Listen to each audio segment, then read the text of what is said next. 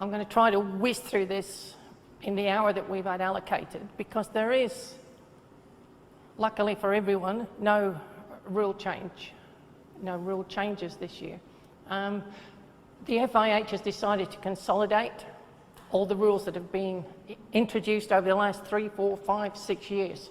And it's probably a good decision, because we have been introducing a lot.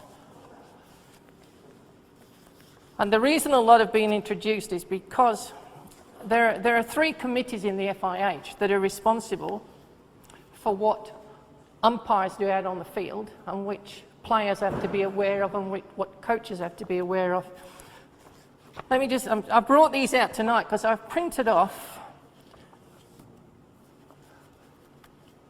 This is what good umpires have to be aware of.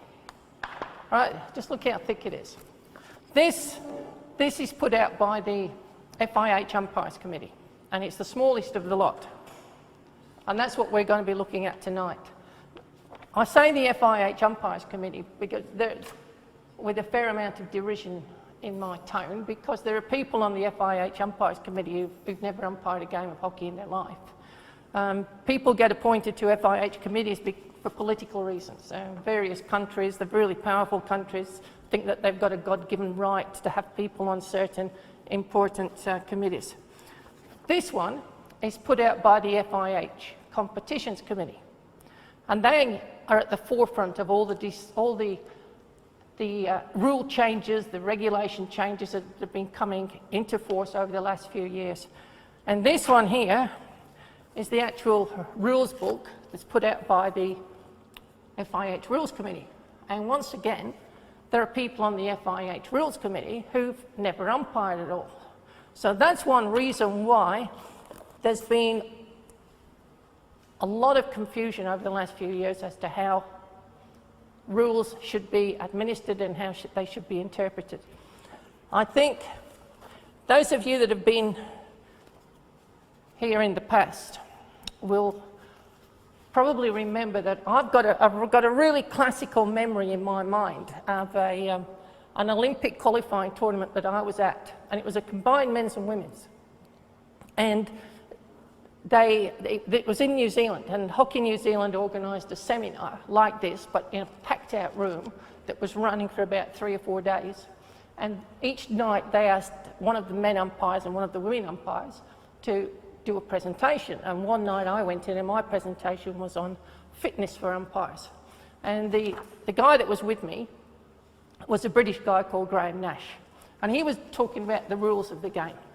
So he had the little rules book. This is enlarged, obviously. So he had the little rules book with him, and he said, no doubt you've all got a rules book with you. And all these Kiwis were going, yeah. And he said, okay, the best thing you can do with that is this. And he threw it away.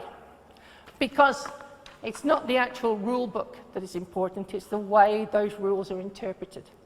And the major issue is that the FIH rules book is translated into 20-odd languages. I think the last count I had was something like 26 languages.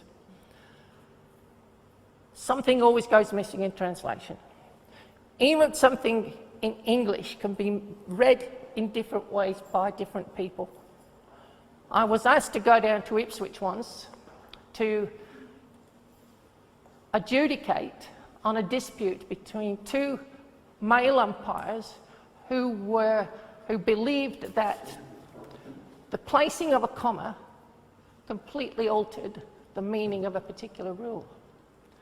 So it's up to me to sort that out and once again tell them that what's written down there isn't important. It's the way that the rule is interpreted that's the only thing that really matters. There was a time when there were just 4 people that did all that interpreting, and I was one of them. There was a South African guy, there was a Dutch guy, there was another Australian from over in Perth, and myself. I only found out afterwards that we were known within FIH circles as the Umpiring Mafia. I don't know whether that was a compliment or not.